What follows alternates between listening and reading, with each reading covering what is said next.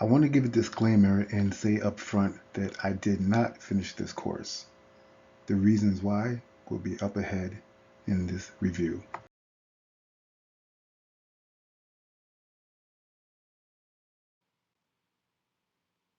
I gotta say, I was in the middle of another course, bored, and got to flipping around looking for other alternatives. And I came across this chick who calls herself Wholesale Ted. Her actual name is Sarah Crisp. And gotta say, I'm intrigued.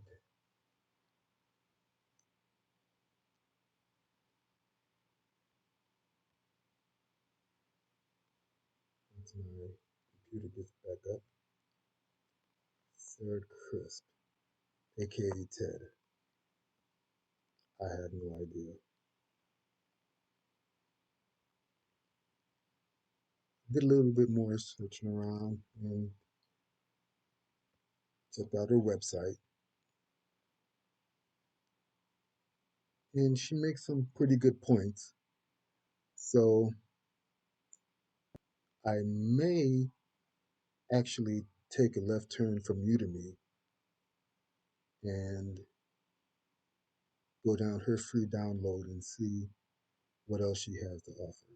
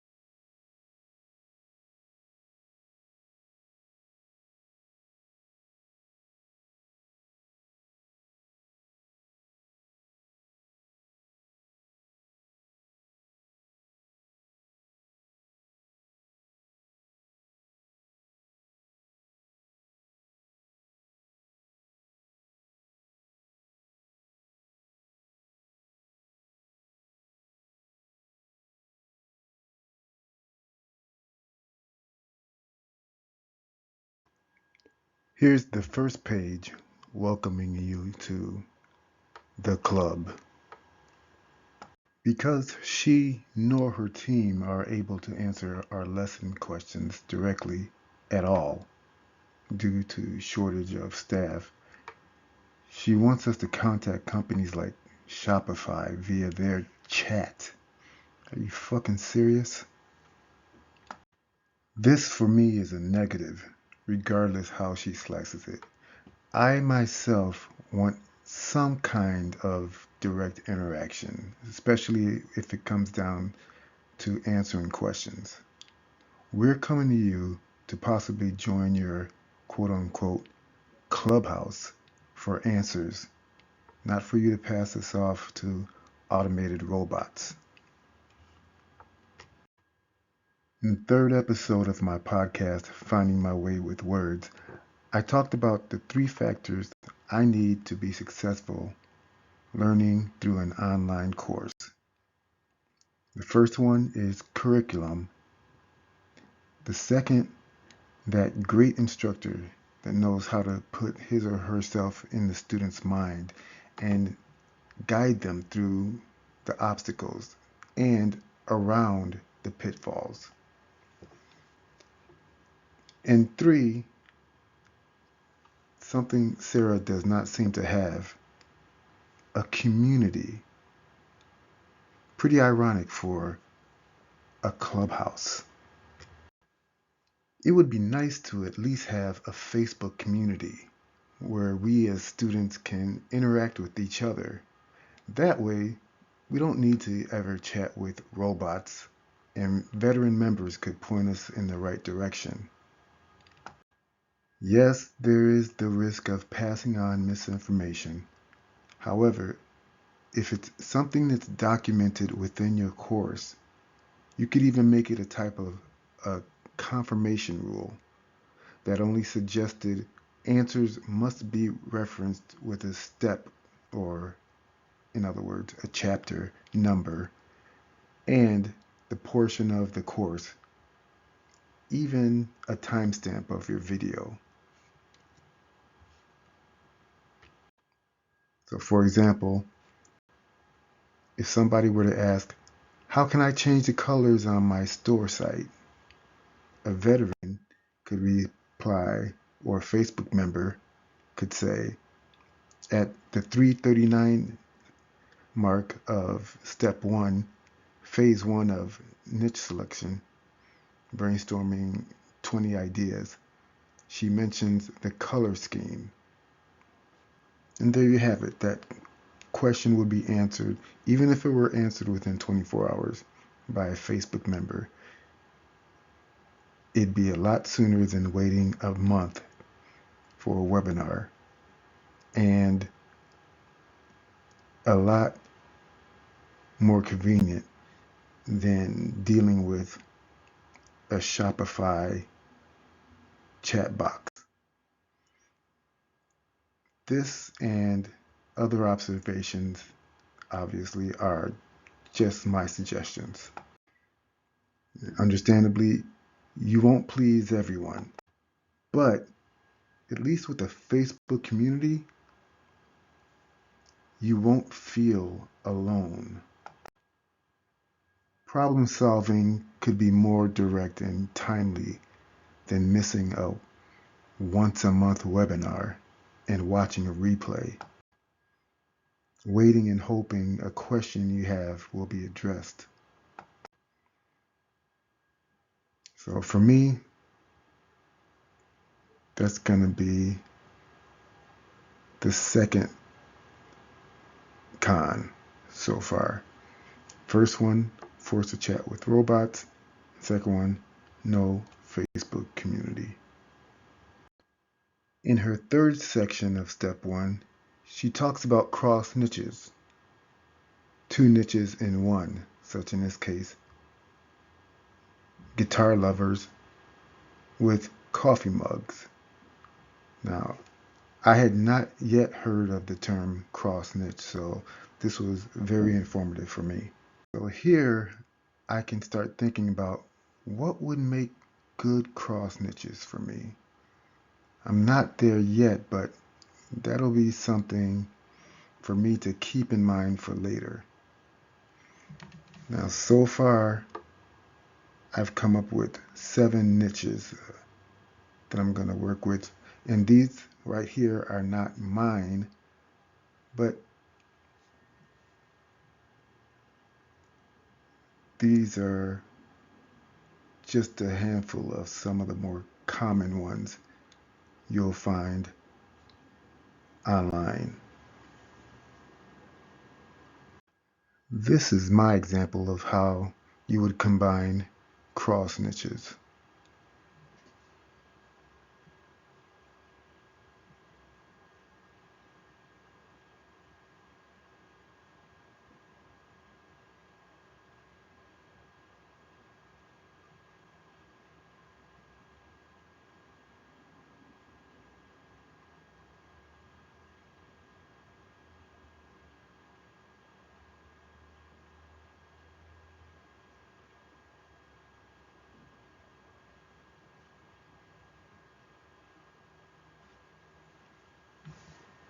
Sarah showed us an ad she used for her example company. It's hard to read on here, but I like her play on words with quote-unquote mugs, especially the nice ring of joy into your morning cup of joe. I thought this was good copy. She advises us to list at least 20 niches. That's the most I've heard.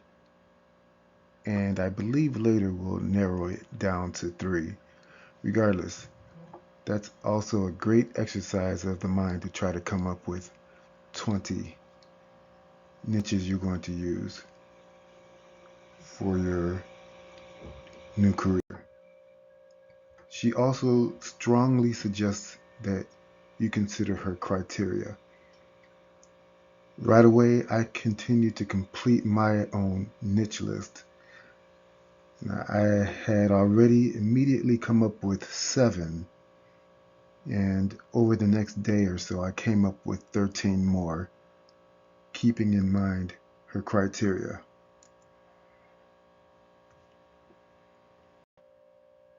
As you can see by now, I'm personally turning studying this course as a project with these reviews. I'm learning as if I'm going to turn right around and inform people the details of what I'm learning. While coming up with the list of my own 20 niches, I started to match what I thought could make possible cross niches. I'm going to use the original 10 niches in my example. What I realized was that as I continued to come up with niches on my list, I matched the new niches with a previous one by going back up and writing them in parentheses next to each other.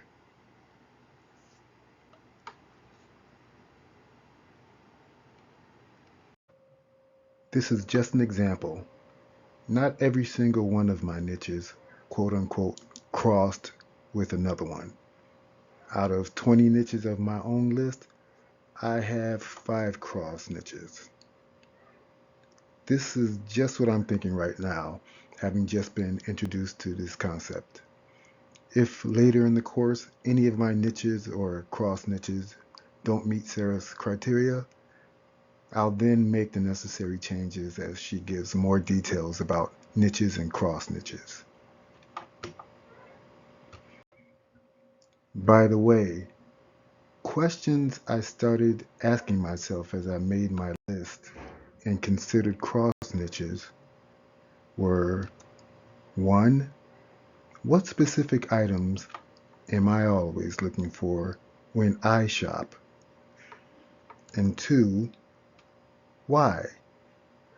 When I came up with an item in a category for a niche, I asked myself, could this possibly cross with another one of my niches?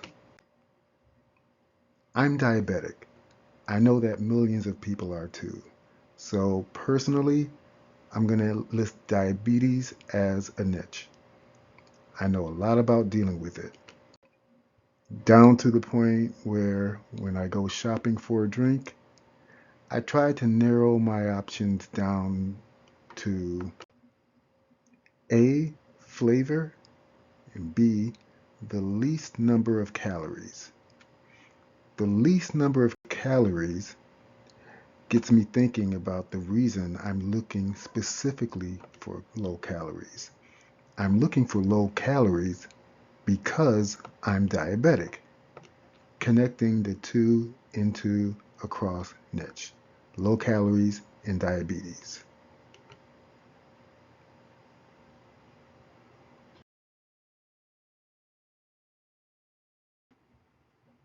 Once again, always keeping in mind Sarah's criteria. 1. Make sure thousands of people love it or need it. And 2. That there are enough variations of products to serve that market. One more thing I've done was to rearrange and group the potential cross niches into circles and boxes to match them together. Easier for me to plan ahead how and what to cross niche.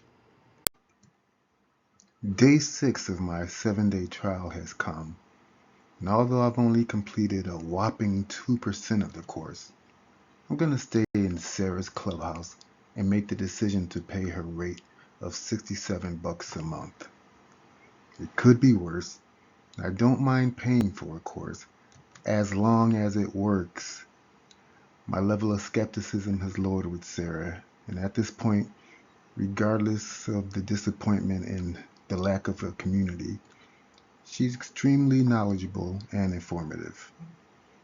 Instead of being salesy and constantly pushing her own course, she warns of the pitfalls to cut corners of what to most people seems like a giant mystery. In Sarah's words, stick it out and crack the code.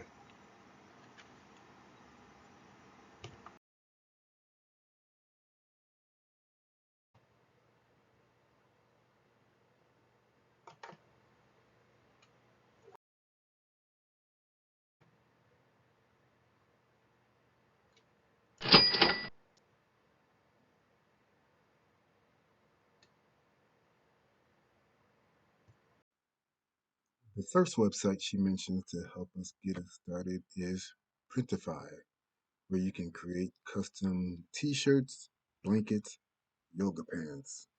I know you see the 100% free to use button, just like I did.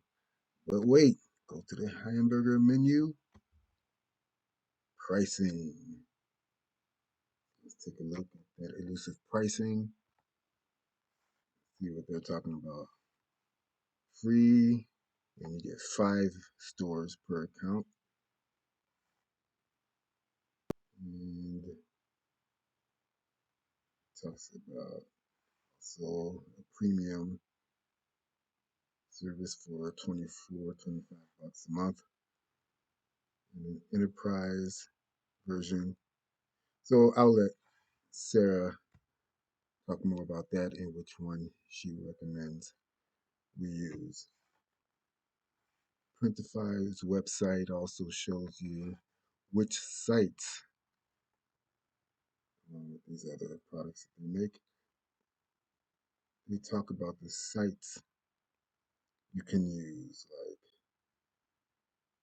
Wix, Etsy, and eBay.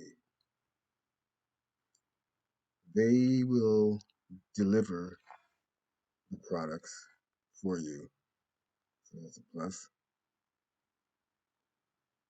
Now, right here, other than Walmart, Shopify, and Etsy, I'm not too crazy about everything else I see in these platforms. Not familiar with half of them, but again, find out more about them and what she says. We got some testimonials you're going to see. Of course, scroll down and here's a view of their calculation of how you'll earn. You sell a shirt for $30, pay 12 for its production, and you profit 18.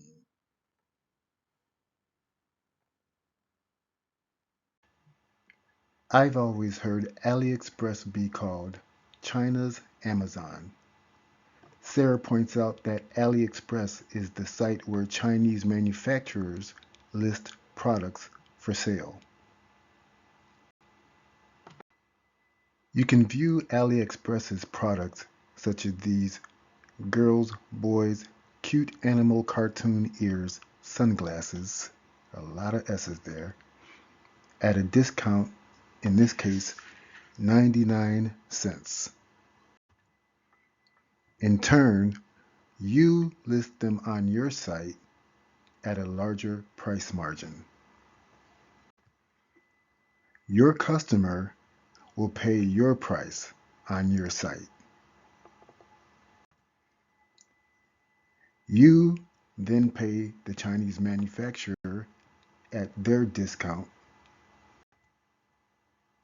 and the manufacturer will then ship that product directly to your customer. If you've already done research on this, you're familiar with this process. This is known as drop shipping. Sarah recommends finding as many manufacturers that will enable you to post quote unquote 20 products in your store. Let me be more specific. She means 20 products per niche. She mentions using Facebook ads, and each ad will quote unquote only cost $5 a day. That sounds like another budget of at least $150 a month. However, she does insist your profits from selling will cover that cost. 20 different products per niche sounds like a lot. So I started thinking, what's a good way to think up of a lot of niches that'll have a lot of products? Then I remembered a list I used when I took a course by Elise Benin in her 21-day challenge. I go over that course in my third episode of my vlog, Finding My Way with Words, episode 3. The 21-day challenge is an introduction to prospecting for copywriting clients using LinkedIn. Here's an idea I'd like to share with you that may help you come up with a few of your niches. It's industry codes V2, V as in victory. And the way you can find it, go to Google and just type that, industry codes V2, and it's under Microsoft Learn. And if you go down, you'll see these active nodes. And under this heading of active nodes, you've got 20 categories of industries. Now, you won't have everything under the sun, but this was used for people who are filling out their LinkedIn profile, and it'll help you narrow down what you're most likely looking for. So it'll have a good deal of categories you can use for industries. So like I said, it won't have everything under the sun, but it's a damn good lead.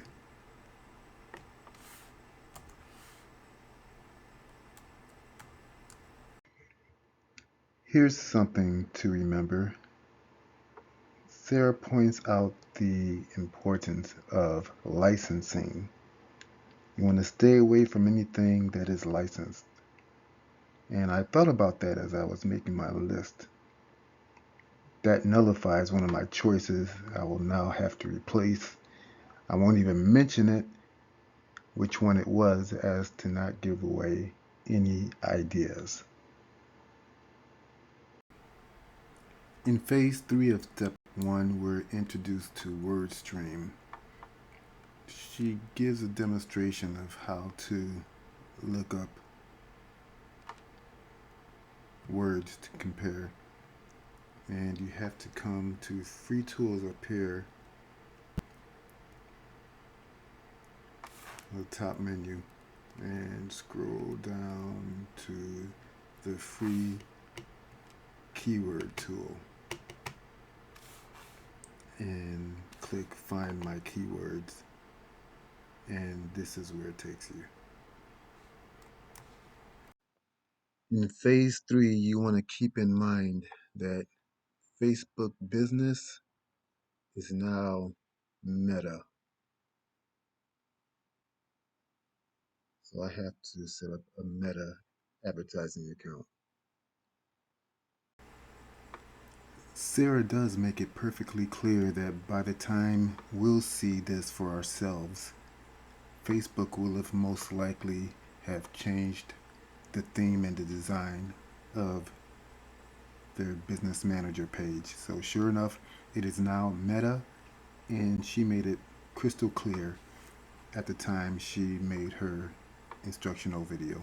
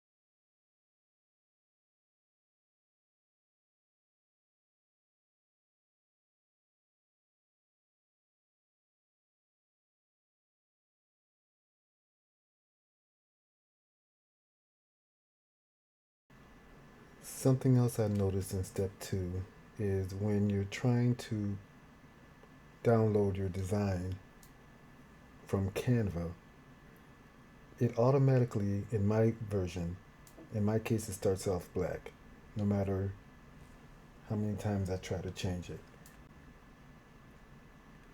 So if you click print t-shirt and then change it,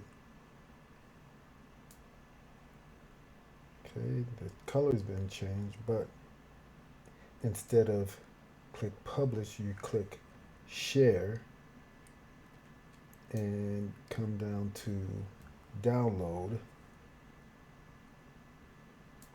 And this is also where you see the size. You click transparent background, but the size, she said 4,500. I'm gonna take it to 44.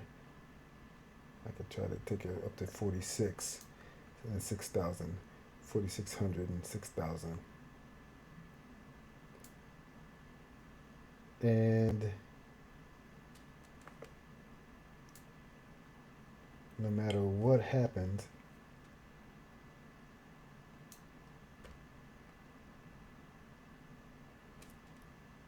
it comes out as black.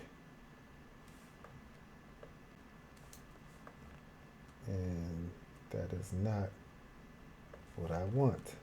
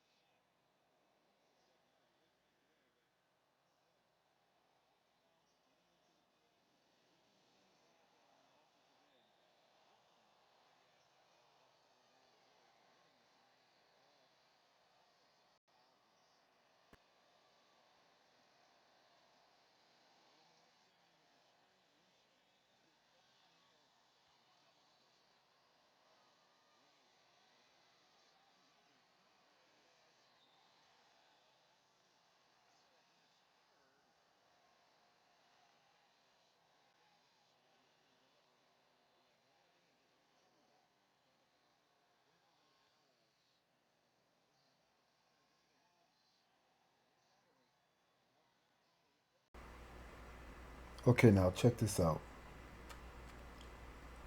I'm actually on step 3.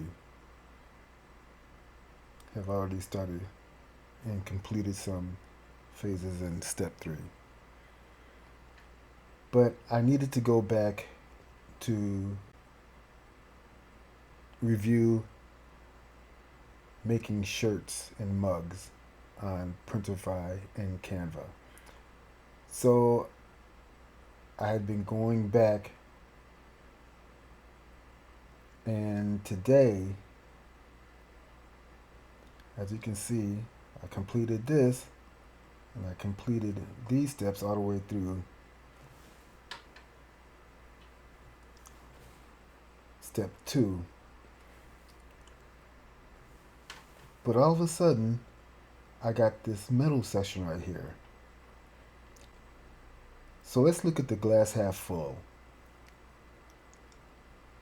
Looks like she's inserted some lessons out of nowhere. I I missed the monthly, once a month, end of the month meet webinar. So because I plan to just go through the course at least, and since the webinars are recorded, plan on going back to the webinars when I finished. So it's great that this seems to be more information. But for someone who takes copious ass notes like I do, and really organized notes, it's a bit frustrating to just happen to come in here and find this out of the blue. So I thought I should let you know about that.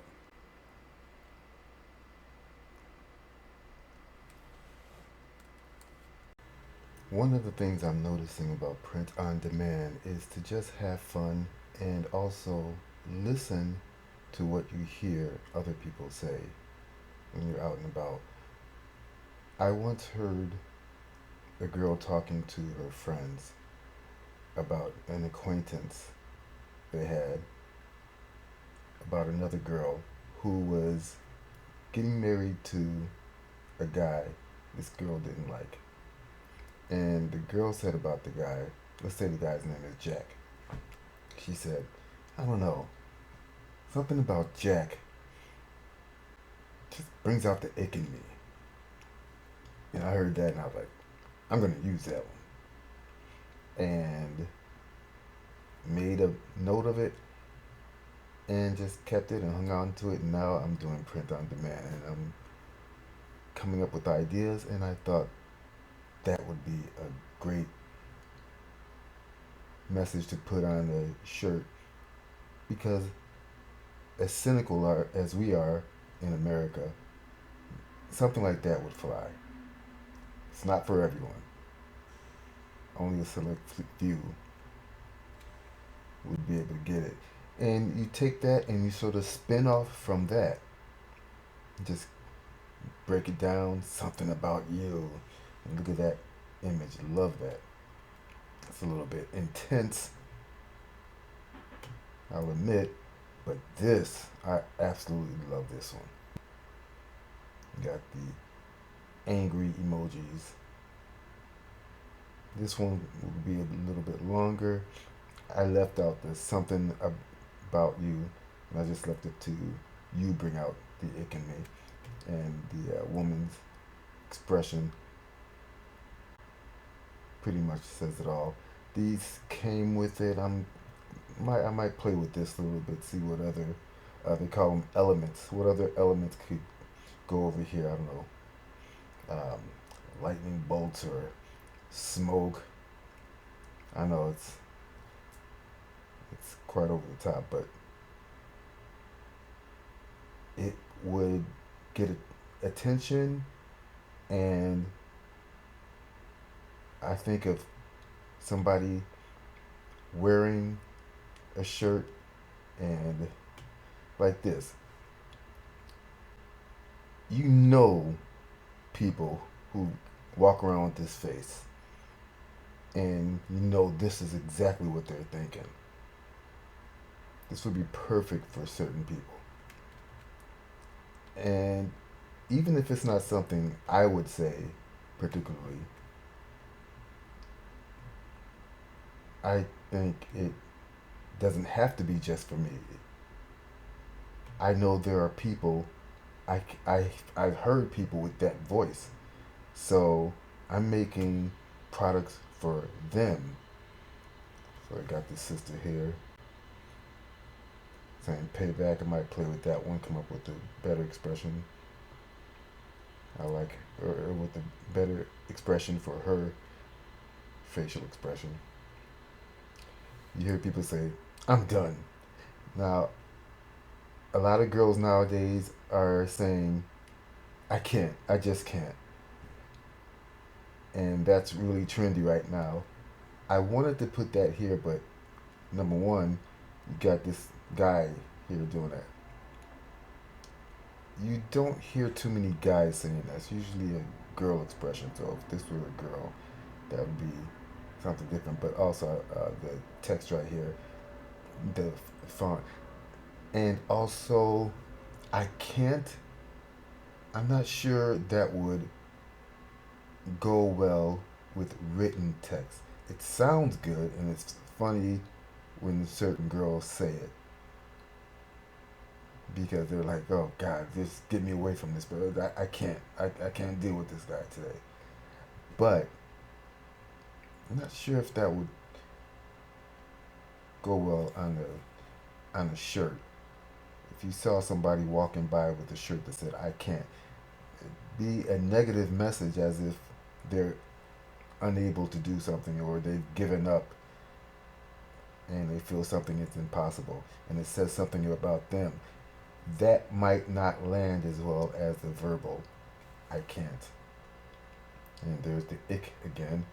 Um, I was going to say something a bit more harsher like, oh no, you again, or no, not you, and with that expression, no, you didn't.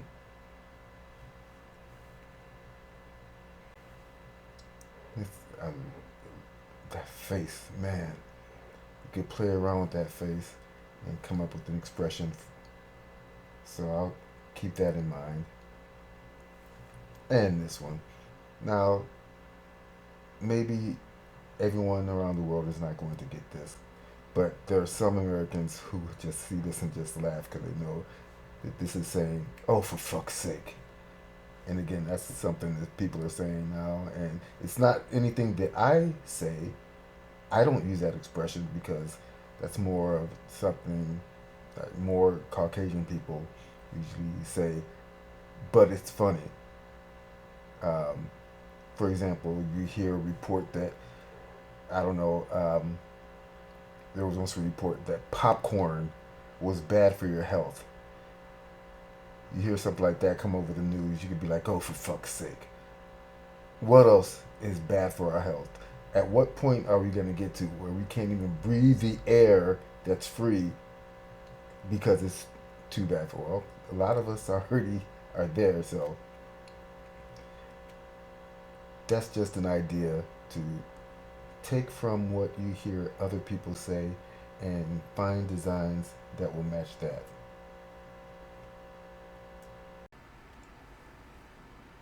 When you're assigning titles to your designs,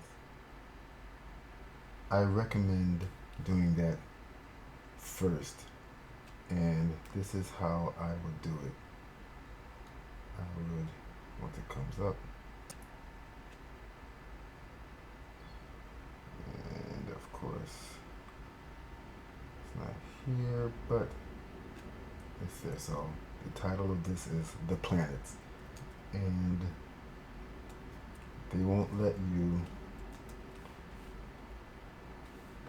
copy and paste it with Control C or anything like that. So just retype it the long way.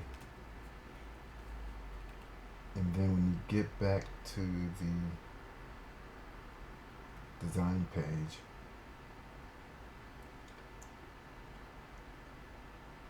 it's here right now.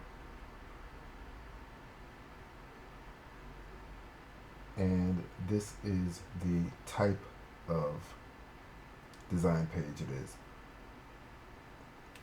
What I do is I put my title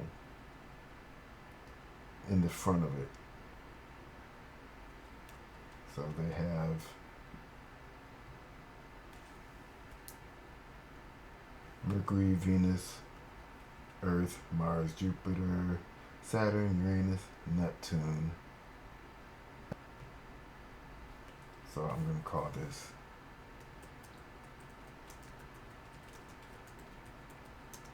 Bring Back Pluto. And then save it that way.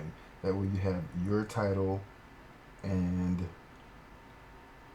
the actual design title, the design template title. And I put this in, if you're going to print on Printify, I put this as the title on Printify also. And that helps me categorize and organize my designs, because if you don't have this or the template, I'm noticing for some reason it's of course it's going to come up here, but if you try to look for that same one, like I said, it's going to come up here. But I've noticed that some of them are impossible to find. They have so many of these, and you would think that you put in basic simple words that correlate to your template, but they can't be found. So do yourself a favor and be sure for the first, because once you've changed the page and downloaded it, consider it gone for good,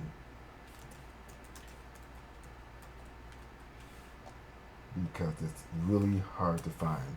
Why it's so hard to find, I don't quite know that, but I've been having problems trying to find these suckers, and it's really annoying. So save yourself that headache. All right, here we go again. We're on step 3. phase 6, I believe. And she's talking about the Printful app that you have to add on within Shopify. She suggests this unisex basic soft style t-shirt gilding 64,000, and she tells us to drop your design here and click upload as she does. So let's try that. Let's do another one. Hold on a second.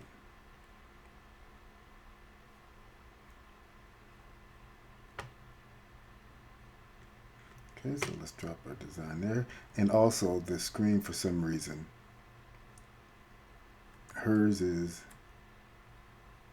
much bigger.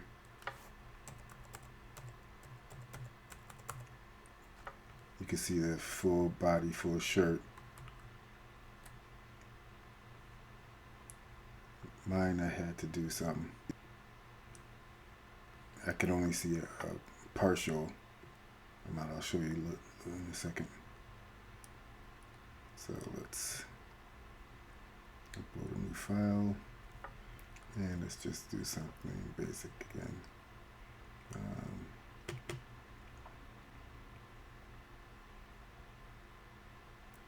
gonna come up with black letters and black background.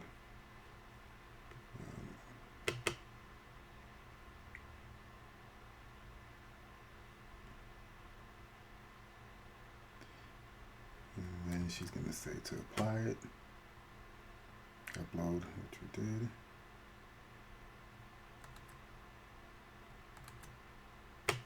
All right, so full shirt, full design. Click mine, apply. She says very easy. Mine comes up as a pocket square on the left chest. Now, again, that's what I'm talking about. I have to do this.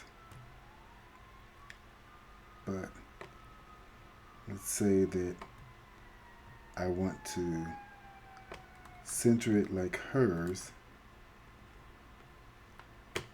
This is supposed to be new, and nothing appears. If I go back to left chest, then it comes up as a pocket size.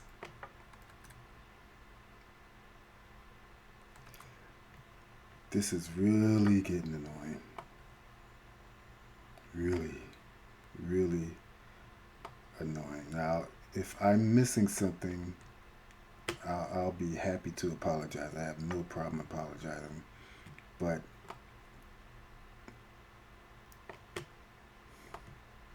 now I'm contemplating whether it's worth the time to, and money of course, to finish this course. Because it's really frustrating at this point. And I know that it's something that could be so simple, and if I had some kind, just a bit of direction, it would be helpful. But nothing, so little works. And let's see.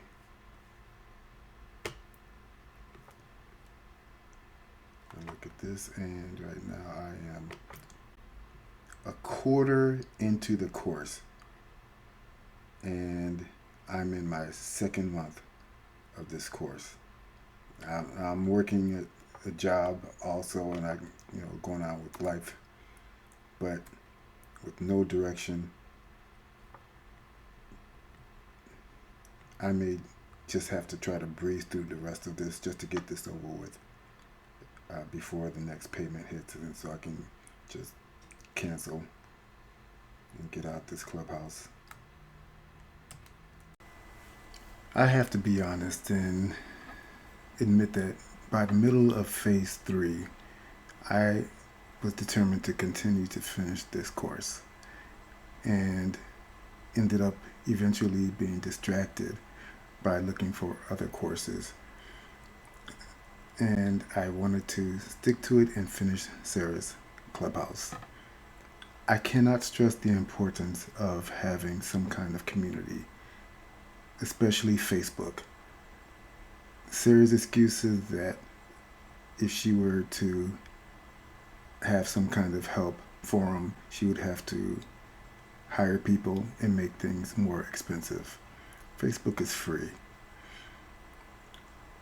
I can't see that excuse for not even having a Facebook page. If she has a Facebook page, if there is one, I apologize. I did not see one. So I've come to the conclusion that that's it. I'm canceling this course. I'm willing to pay for a course and I'm willing to learn about e-commerce and I'm willing to put in the time, but I'm not going to continue to waste my time and pay just to be confused by outdated material with no assistance.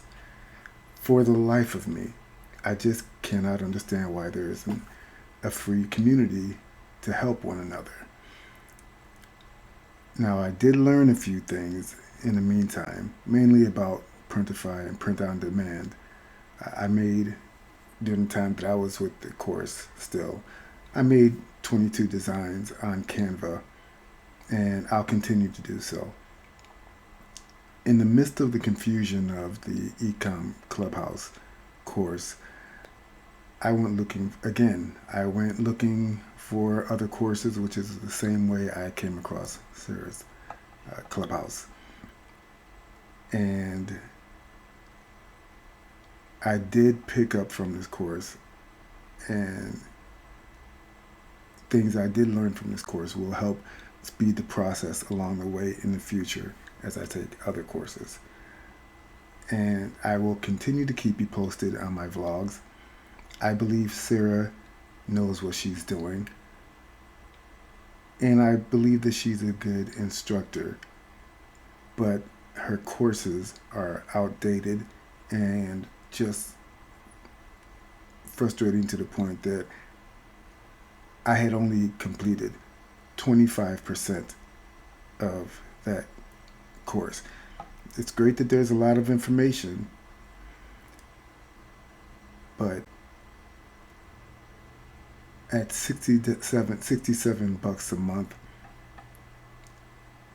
I can see that course taking at least 3 months. That's with having another job that I have to put in some hours each day. Now, I know that there are some people who will say that I had, people who've learned things on their own. Yes, you probably did learn things on your own, and it probably took you years to get the knowledge that you have to make this a skill. And I can appreciate that, regardless of how much time, whether you learned it, you picked it up quickly, or it took you years. I can appreciate that. However, I was paying for this course to teach me these things, to bypass all the frustration, and I just ended up paying for frustration. I should not have to learn anything on my own. I shouldn't have to be diverted into looking for something that she's covering and having to look for it in another video in another course. This is what I've already paid her to do. I understand that I don't think that there's no one course that'll teach you everything. And I need to know about this business. So I plan on paying for more courses in the future. But I plan on paying for courses that accurately convey their knowledge into me. So that's my review. That's my opinion. If you've taken the course and if you plan on taking it still, I wish you luck. And I think that, again, I have to stress that I think she clearly knows what she's doing, but it wasn't conveyed in this course. So good luck to you. Stay tuned, and I will let you know that what courses will work out for me in the future.